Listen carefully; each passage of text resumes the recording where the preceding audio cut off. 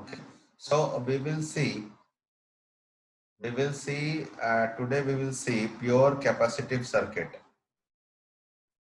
Pure capacitive circuit. इसका पहले हमने देखा था प्योर रेसिस्टिव सर्किट, जिसमें कि current and voltage same phase में था। आई रिपीट, हमने इसके पहले जो देखा था वो था प्योर रेसिस्टिव सर्किट। तो प्योर रेसिस्टिव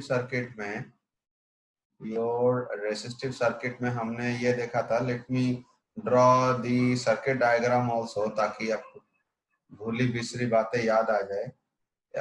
ठीक है, ये वाला हम लोग का था समथिंग लाइक दिस कि एक रेसिस्टर है, this is a resistor, and ये एसी है, this is the alternating voltage source, ये आर है। ओके, हमने ये देखा था कि अगर alternating voltage source if it is given bye V is equal to V naught sin omega t, then the current flowing across this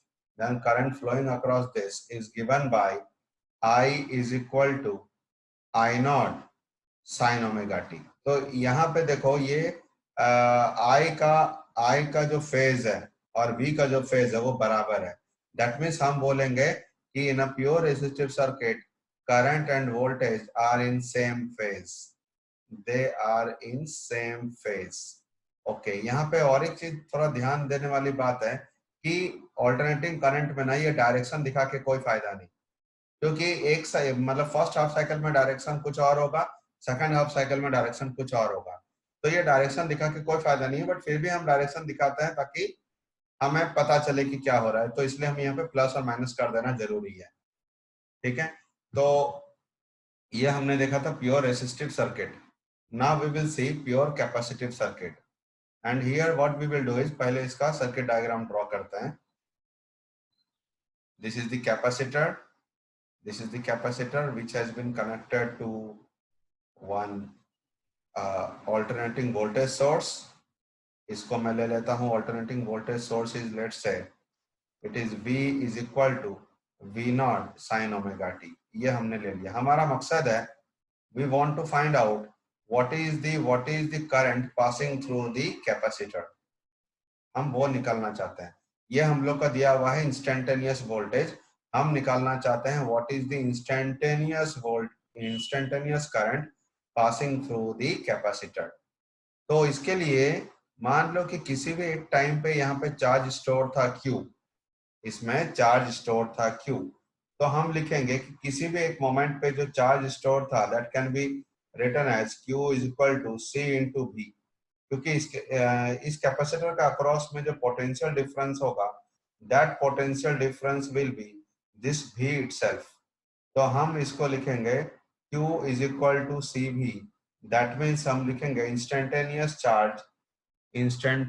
charge is equal to, ये हम लोग का हो जाएगा instantaneous charge is equal to C, ये हो जाएगा V not sine omega t. Okay, यहाँ तक तो हो गया। अब हमें निकालना है कि करंट कितना फ्लो हो रहा है। तो करंट ये हमारा कितना फ्लो हो रहा है, it is given bye we know that current is equal to rate of flow of charge। तो हम यहाँ पे क्या करेंगे, Q के बदले इसको पुट करेंगे, तो हम लिखेंगे C भी नॉट हमारा बाहर हो जाएगा, तो ये हो जाएगा D साइन ओमेगा टी। ये हम लोग का हो जाएगा D sine omega t, right. एक minute, just a minute.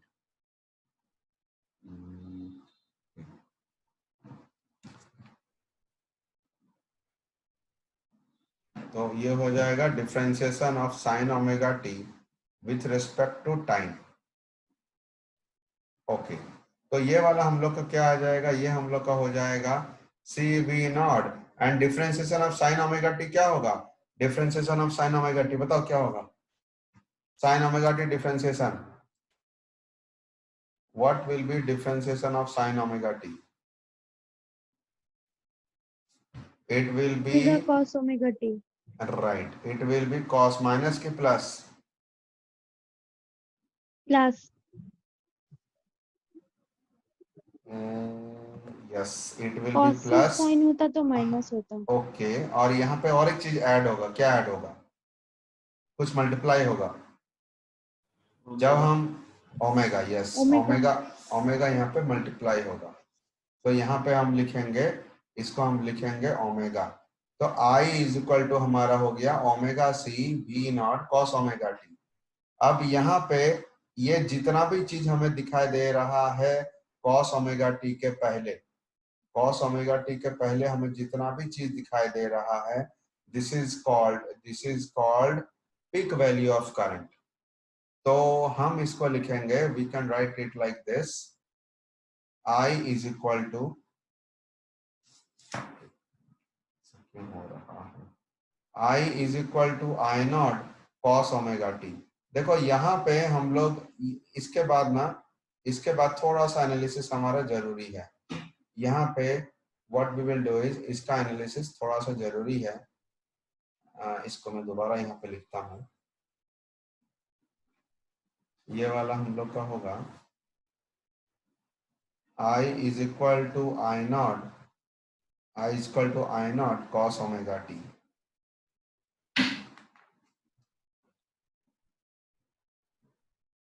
Okay, तो यहाँ पे आई नॉट के बदले हम क्या लिख सकते हैं? आई नॉट के बदले लिखेंगे ओमेगा सी वी नॉट। अच्छा, हमने शुरुआत किया था कहाँ से? हमने शुरुआत किया था यहाँ से। हमने ये देखा था कि instantaneous voltage is equal to V naught sine omega t. Now we have seen कि instantaneous current is equal to I naught cos omega t. क्या इन दोनों को देख के आप बता सकते हो कि कौन लीड कर रहा है, कौन लैग कर रहा है? V is equal to V naught sin omega t and I is equal to I naught cos omega t। इसको देख के क्या बता सकते हैं कौन लीड कर रहा है, कौन लैग कर रहा है? आई लीड कर रहा है। आई लीड यस, कर रहा है। इसमें I लीड कर रहा है। तो हम इसको ऐसे लिख सकते हैं, we can write it like this, कि instantaneous voltage is equal to peak voltage sine omega t. And जो हमने डिफरेंशिएशन करके देखा वो है instantaneous current is equal to peak value of current into cos omega t. So this can be written as I naught sin omega t plus pi by 2.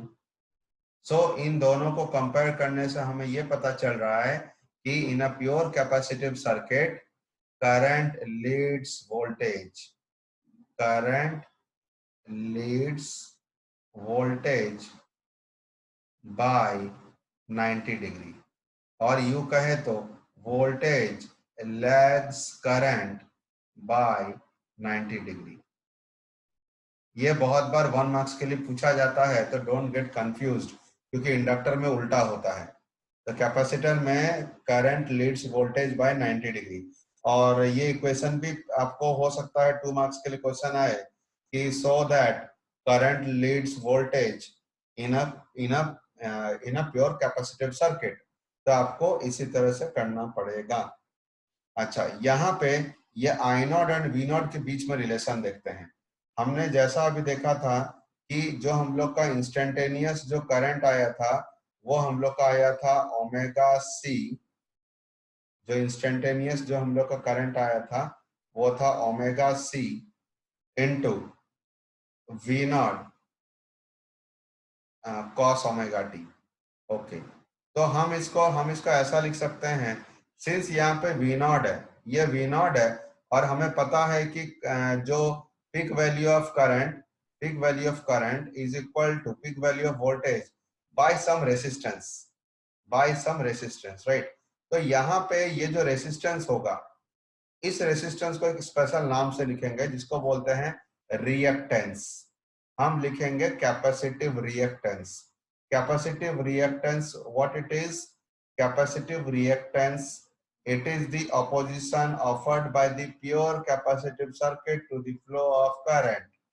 तो हम यहाँ पे V नॉट बाई एक्स से लिखेंगे, R वाला term नहीं use करना है।